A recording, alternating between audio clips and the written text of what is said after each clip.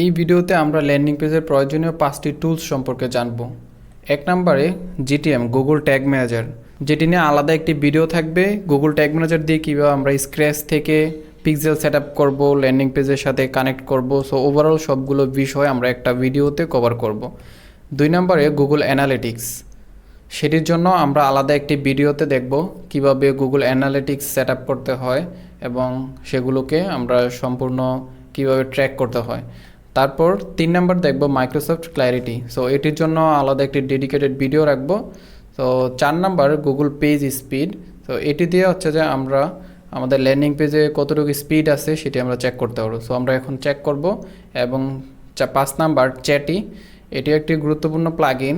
যখন আমাদের ল্যান্ডিং পেজে কেউ ভিজিট করবে, তারা যদি অর্ডার করতে না চায় আমাদের সাথে কন্ট্যাক্ট করার জন্য, তারা আমাদের হোয়াটসঅ্যাপে বা হচ্ছে যে আমাদেরকে সরাসরি ফোন করতে পারবে। সো এটি আমরা অ্যাড করতে পারবো, চ্যাটি একটি প্লাগইন রয়েছে সেটির মাধ্যমে। সো প্রথমে আমাদের ল্যান্ডিং পেজের স্পিডটি আমরা চেক করব। ল্যান্ডিং পেজের স্পিডটি চেক করার জন্য আমাদের ল্যান্ডিং পেজের যে লিঙ্কটি রয়েছে সেই লিঙ্কটিকে কপি করে নিতে হবে। তারপর চলে আসবো আমরা গুগলে, আসার পর সার্চ দিব পেজ স্পিড।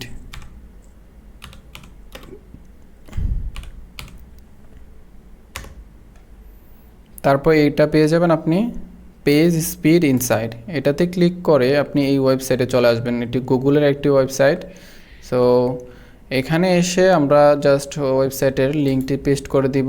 করার পর এখানে অ্যানালাইসে ক্লিক করব।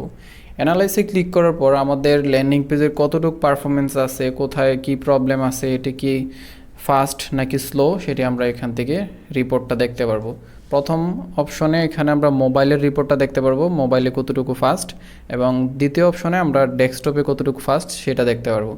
সো যদি এটা আমাদের মোবাইলে দেখি অনেক বেশি স্লো, তাহলে সেটিকে অপটিমাইজ করা লাগবে। আর যদি দেখি মোবাইলে ঠিক আছে এবং ল্যাপটপে মোবাইল থেকে একটু পারফরমেন্স বেশি থাকে। সো এটি ইরর আসার কারণটা কি,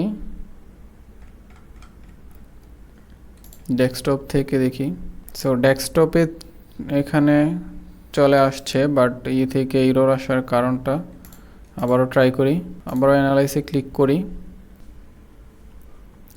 সো এখানে দেখতে পাচ্ছি মোবাইল থেকে পারফরমেন্স 85, অ্যাক্সেসিবিলিটি 93 এবং বেস্ট প্র্যাকটিস 79 এবং এসইও 85। সো এগুলো যেহেতু আমাদের এসইও ওগুলো কিছুই করা হয় নাই, ওভারঅল বিষয়গুলো। এবং অ্যাক্সেসিবিলিটি মিনস হচ্ছে আমাদের ওয়েবসাইটের ডিজাইন প্রেফারেন্স, যেটা কাস্টমার অ্যাক্সেস করার বিষয়টা, সেটা 93 আছে।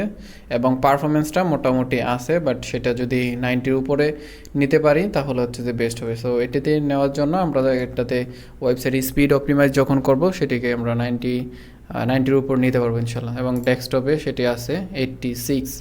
সো এই টুলটির মাধ্যমে আপনিও ল্যান্ডিং পেজের পারফরমেন্সটি চেক করতে পারবেন। তারপর আমরা এখন দেখব কিভাবে ল্যান্ডিং পেজের মধ্যে চ্যাটি প্লাগইনের মাধ্যমে কন্ট্যাক্ট নাম্বার অ্যাড করে। সো এই জন্য আমরা চলে আসবো প্লাগইন অপশনে। প্লাগইন অপশন থেকে অ্যাড নিউ প্লাগইনে ক্লিক করব।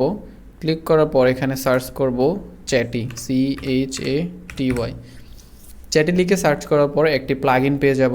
প্রথমে দেখতে পাচ্ছেন এখানে ফ্লোটিং চ্যাট উইজেট, এটিকে আমরা ইনস্টল করে নেব। ইনস্টল করার পর এই প্লাগইনটিকে আমরা সিম্পলি অ্যাক্টিভ করে নেব। অ্যাক্টিভ করার পর এখানে আমরা আমাদের যদি হোয়াটসঅ্যাপে অ্যাড করতে চাই হোয়াটসঅ্যাপ নাম্বার, তাহলে আমরা সিম্পলি এখানে একটি উইজেট অ্যাড করে এটি আমরাকে নো করে দেব প্রথমে। এখন আমরা যদি হোয়াটসঅ্যাপ নাম্বার অ্যাড করতে চাই, যে কোনো কাস্টমার যখন আমাদের ল্যান্ডিং পেজে আসবে সে এখান থেকে আমাদের হোয়াটসঅ্যাপে সরাসরি কল দিতে পারবে বা মেসেজ করতে পারবে। তো এই জন্য আমাদেরকে এখানে একটি উইজেট অ্যাড করতে হবে, ক্রিয়েট উইজেট।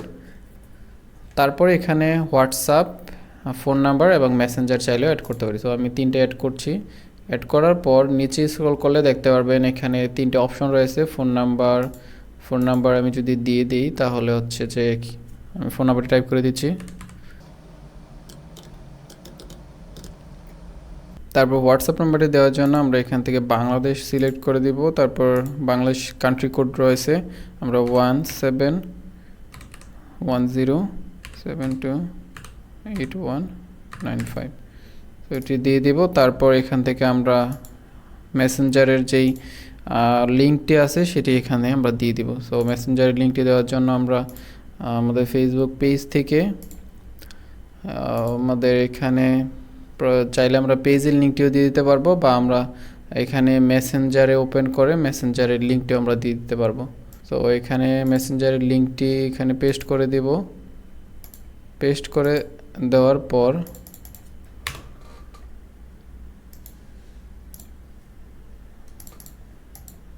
তারপর এখানে আমরা চলে আসবো উইজেট কাস্টমাইজেশনে। এখানে আমরা কালারটিকে চেঞ্জ করতে পারবো, এটাকে ওপেন অন ক্লিকে হবে নাকি অন হোভারে হবে। সো অন হোভারে হলে যখন আমরা হোভার করব তখন এটি ওপেন হবে।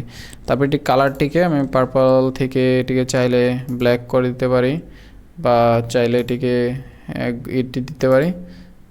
সো এই ব্লুটি দিয়ে তারপর ওকে ক্লিক করে দেব, এবং কন্টাক্টস লেখাটি চাইলে চেঞ্জ করতে পারবো, এবং অন্যান্য যে সেটিংস আছে সেগুলো দেখে নেবেন। তারপর এখান থেকে আইকনটিও চেঞ্জ করা যাবে।